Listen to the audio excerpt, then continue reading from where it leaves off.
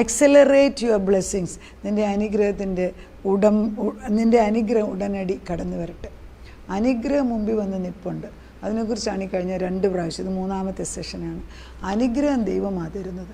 ഈ അനുഗ്രഹം ദൈവം തരുമ്പോൾ ആ അനുഗ്രഹം പ്രാപിച്ചെടുക്കുന്നതിന് ചില കണ്ടീഷൻസ് ഉണ്ട്. നമുക്ക് മുൻപേ പോയി നമ്മുടെ ശത്രു നമ്മുടെ അനുഗ്രഹത്തിനെ തടസ്സപ്പെടുത്തരുത്.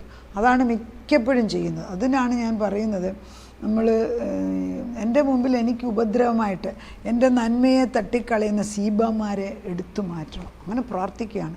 അതുപോലെ വെളിപ്പാടിൻ്റെ 12:10 നമുക്ക് സദാസമയം നമ്മളെ ഇപ്പോഴത്തേതും വരാൻ പോകുന്നതും നമ്മളിലുള്ള പാപങ്ങളെല്ലാം ഇവൻ വിളിച്ച് പറഞ്ഞുകൊണ്ടിരിക്കും. അവൻ്റെ ജോലി അതാ, വേറെ ജോലിയൊന്നുമില്ല. 12:10 ഇങ്ങനെയാണ് വായിക്കുന്നത്. വെളിപ്പാട് 12:10. അപ്പോൾ ഞാൻ സ്വർഗത്തിലൊരു മഹാശബ്ദം പറഞ്ഞു കേട്ടത്, ഇപ്പോൾ നമ്മുടെ ദൈവത്തിൻ്റെ രക്ഷയും ശക്തിയും രാജ്യവും അവൻ്റെ ക്രിസ്തുവിൻ്റെ ആധിപത്യവും തുടങ്ങിയിരിക്കുന്നു. അപ്പം കർത്താവ് ഇത് വരാൻ പോകുന്നത്, പക്ഷേ നമുക്ക് ആത്മാവിൽ ഇത് പ്രാപിച്ചെടുക്കാം.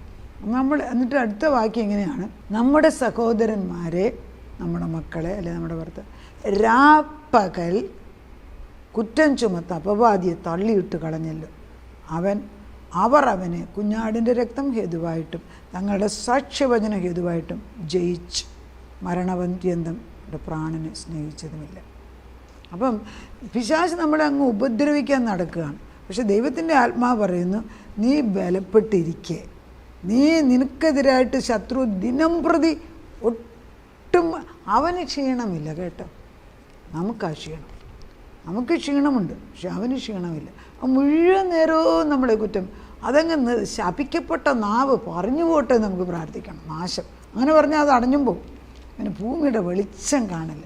ശത്രു ഉണ്ട് നമുക്കെതിരായിട്ട്, പക്ഷെ നമ്മൾ ചുമ്മാതോ ശത്രുവൊന്നും ഇല്ല, വളരെ ഡീസൻ്റായിട്ട് നമ്മളറിയത്തില്ല, പക്ഷെ നമ്മളില്ല, നമ്മുടെ തലമുറയെ അവന് ഉപദ്രവിക്കും. അതുകൊണ്ട് ശക്തമായിട്ട് പ്രാർത്ഥിക്കാൻ പഠിക്കണം. കൊളോസ്യർക്ക് എഴുതിയ ലേഖനത്തിനകത്ത് 2-ാം അധ്യായത്തിൽ പറയുന്നു, 2:10 എല്ലാ വാഴ്ചയ്ക്കും അധികാരത്തിനും തലയെ അവന് നിങ്ങൾ പരിപൂർണരായിരിക്കുന്നു. നമ്മളെ കുറ്റം പറയുമ്പോൾ നമ്മൾ പറയണം, ഞാനും എൻ്റെ കുടുംബമോ ഞങ്ങൾ ദൈവത്തിൽ മറിഞ്ഞ് എന്തേലും കുറവുണ്ടെങ്കിൽ ഞാനും ദൈവം കൂടെ നോക്കിക്കോളാം, നിനക്കെന്ത് കാര്യം, ഞങ്ങളത് കഴിയിക്കോളാം. അവനിൽ നിങ്ങൾക്ക് ക്രിസ്തുവിൻ്റെ പരിച്ഛേദനയാൽ ജഡശരീരം ഉരിഞ്ഞു കളഞ്ഞതിനാൽ തന്നെ കൈകൊണ്ടല്ലാത്ത പരിച്ഛേദന ലഭിച്ചു. ആത്മീയമായ പരിച്ഛേദന ലഭിച്ചവരാണ് നമ്മൾ ദൈവത്തിൻ്റെ മക്കളാണ്. നമുക്കതറിയത്തില്ല. നമ്മൾ പറഞ്ഞ് താവേ നിൻ്റെ ആത്മാവ് അവരെ കണ്ടതാണ്, നീ അവരെ പരിപാലിച്ച, നിൻ്റെ പാലും തേനുമാകുന്ന വചനം കൊണ്ട് അവരെ വളർത്തിയതാണ്. അവരെങ്ങനെ അത് മറക്കും? ഈ അൾസൈമേഴ്സ് ഡിസീസ് എന്നൊക്കെ പറയുന്നത് സാധാരണ പ്രായം വരുന്നതുകൊണ്ട് സ്ട്രെസ്സ് വരുമ്പോഴുമൊക്കെ അങ്ങനെ മറവി വരും. പക്ഷേ ദൈവമക്കൾക്ക് ശ്രദ്ധിച്ചിട്ടുണ്ടോ, ആത്മാവിൽ പരിശുദ്ധാത്മാവ് പറയുന്ന ഒരു കാര്യം നമ്മൾ മറക്കൂല.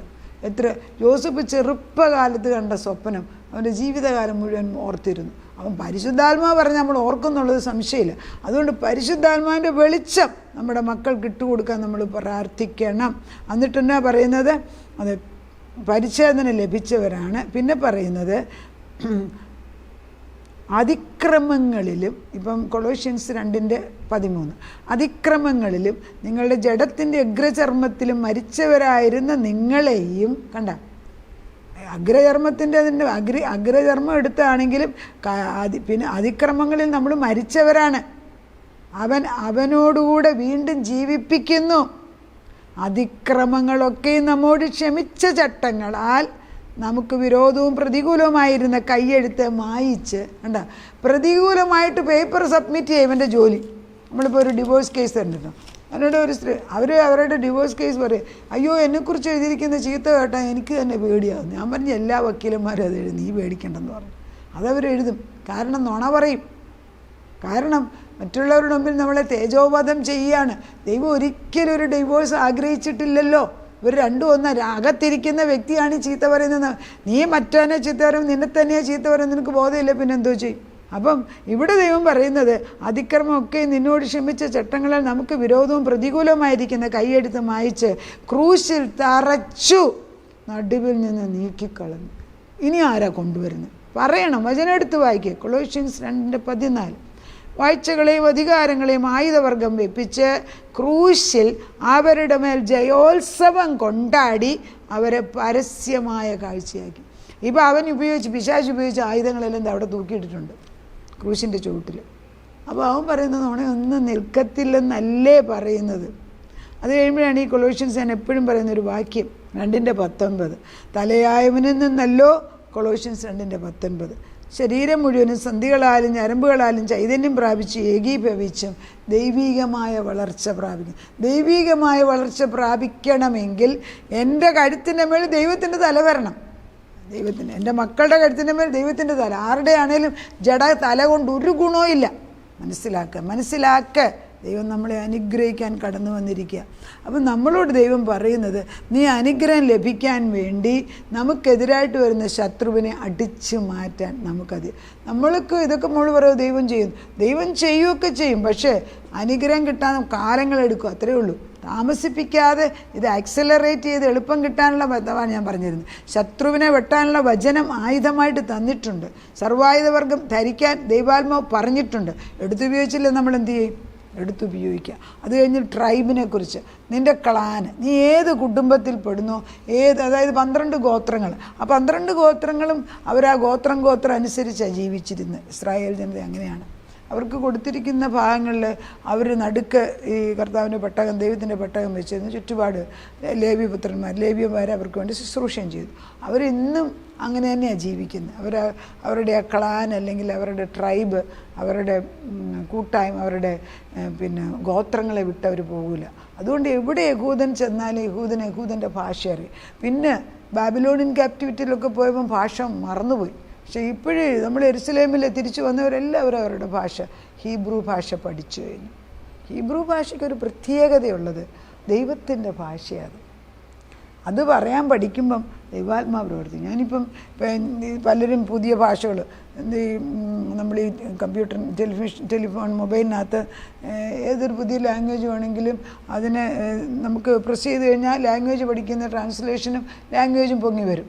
ഞാൻ പലപ്പോഴും ചിന്തിക്കും, വല്ല ഹീബ്രു പഠിച്ചാൽ ഒന്നുമല്ല ദൈവത്തിൻ്റെ ഭാഷയെങ്കിലും പറയാൻ പഠിച്ചേന്. അതിന് പകരം വല്ല അറബിക്കോ പിന്നെന്തോന്നാ ഗ്രീക്കോ ഫ്രഞ്ചോ ഒക്കെ ഇവർ പഠിക്കുന്നതാണ്. ദൈവത്തിന് പ്രയോജനമുള്ളത് പഠിക്കാൻ പരിശുദ്ധാത്മാവ് വരണം. അത് പഠിച്ചാൽ വല്ല പ്രയോജനം ഉണ്ടായേന്. അങ്ങനെ ചെയ്യാൻ ദൈവം ആത്മാവ് കൊടുക്കട്ടെ. മൂന്നാമത്തെ താങ്ക്സ് ഗിവിങ് ആണ്. ട്രൈബ് താങ്ക്സ് എന്ന് പറഞ്ഞാൽ നന്ദിയുള്ള ഹൃദയം. 119 സങ്കീർത്തനം 164 പറയുന്നു, 7 വട്ടം ദൈവത്തിനെ സ്തുതിക്കുന്നു. 7 വട്ടമെങ്കിലും ദൈവത്തെ സ്തുതിക്കണം. അപ്പം 7 വട്ടം എന്ന് പറയുമ്പോൾ ഒരു ദിവസമായി. ദൈവം വിശ്വസ്തനാണ്. ഈ ദാവീദിൻ്റെ ഗുണം, ദാവീദ് പാപമൊക്കെ ചെയ്ത വ്യക്തിയാണ്. പക്ഷെ ദാവീദ് എപ്പോഴും പാട്ടും പാടി കിന്നരം ചെയ്ത് ദൈവത്തെ സ്തുതിച്ചുകൊണ്ടിരിക്കും. അതുകൊണ്ട് ദൈവം ദാവീദിൻ്റെ പല പാപങ്ങളെയും, അതും ചെറിയ പാപമല്ല, വലിയ പാപങ്ങളെ പോലും ക്ഷമിച്ചിട്ട് ദൈവം ദാവീദിനെ രാജാവാക്കി സ്വർഗത്തിൽ ഇരുത്തിയിട്ടുണ്ട്. ഒരൊറ്റയാൾ, ഈ മരിച്ചുപോയവരുടെ നിയർ ഡെത്ത് എക്സ്പീരിയൻസ് ഉള്ള ഒരു ബുക്ക് എഴുതുന്നതിനകത്ത് വായിക്കുന്നുണ്ട്. ഒരാൾ മാത്രം, യേശുവല്ല, ബാക്കിയുള്ളവരിൽ കിരീടം വെച്ച് നടക്കുന്ന ഒരാൾ ദാവീദ് മാത്രം. ദാവീദ് രാജാവാണ്. അതുകൊണ്ട് ദാവീദ് പുത്ര എന്ന് യേശുവിനെ വിളിക്കുമ്പോൾ യേശു അവിടെ നിൽക്കും. ദാവീദിൻ്റെ കാലത്താണ് ഇസ്രായേലിന് ഏറ്റവും കൂടുതൽ ടെറിട്ടറി ഉണ്ടായിരുന്നത്. രാജ്യം വിസ്താരമാക്കി. അപ്പം നമ്മൾ ഒരു സന്തോഷമുള്ള ഹൃദയമുണ്ടാണ്.